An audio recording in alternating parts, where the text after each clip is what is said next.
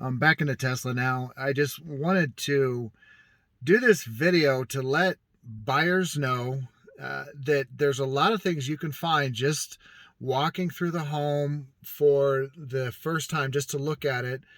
And the reason I like to point these things out to my buyers is obviously they know what they're buying is the most important thing. You need to know, are you buying something that's built to code, and how was the builder in that area? This is a track home uh, house in the development of track homes. So pretty much every home in this area has that crack between the lapboard siding that is exposing OSB. I've looked at some of the other homes in a cul-de-sac, and these homes simply weren't wrapped in Tyvek exterior vapor barrier. And you know, when you look at a home like this, even if you have it inspected, you're not going to know if the home's drafty or not. But when you see something like that and you have no exterior vapor barrier, that vapor barrier prevents a lot of the wind, because those OSB sheathing, the OSB sheets on the outside as the sheathing are 4x8. So you've got some big areas of this home that are covered in that OSB sheathing, and you can't, or they don't tape the seams of the OSB, and they couldn't anyhow. Code is to have a vapor barrier on the home, and it has been for many years, definitely back to 2000 when this home was built, 2001 I believe. But that those cracks in between the lapboard siding is my biggest concern. Of course, anybody mentions the word mold, and that just scares the hell out of buyers and sellers. Everybody, nobody wants to hear that.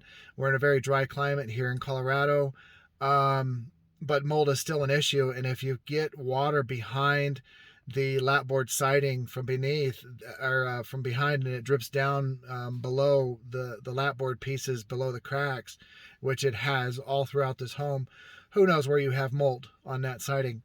Now I bring this up because uh, when you have something like this, it's leverage, and it's leverage in a negotiation, because we can offer more on the home, but my clients, we already know we're going to beat this place up on inspection, and we can get a lot of money back. So if you offer $25,000 or $30,000 more than asking price, and you go under contract, you could very well have an inspection, and you mentioned mold in an inspection, and that makes it difficult to put a house back on the market. And typically a buyer or seller is going to want to work with you and give you a credit of some kind. Now, do you have a problem that needs to be fixed anyhow? So that credit is going to have to be used towards fixing that. In this case, honestly, to bring the home to code, the siding would have to be pulled off, all of it, all around the house, and the house would have to be wrapped in Tyvek. And that's the fix. So I mean, obviously we can throw a pretty big number at that, but um you know if it were my home, and I will just say, if it were my home, it probably just well, I would be concerned about the mold getting behind the pieces from underneath. But you just simply can't have exposed OSB like that. If you go to the deck, way the deck wasn't permitted, putting up a rail, that's a fairly easy fix. My concern would be what else on the deck is not done to code. When you put the rim joist against the house, it has to be lag bolted into the rim joist of the framework of the house, which is kind of difficult to explain. But if that's not done properly, the deck could fall over time, and that would be a concern. I could find that out fairly easily with some tools and an actual inspection. But the point is, all of these inspection items would be a concern, and I've already found inspection items just on walking through the home in 10 minutes that I can use against the seller after we go under contract. And there's negotiation happens 4 or 5 times during a escrow period, from the time you go under contract to the time you close on a home. You have the appraisal that could be renegotiated. You have the loan objection. You have all the objections, due diligence, HOA docs. All of these items can be renegotiated.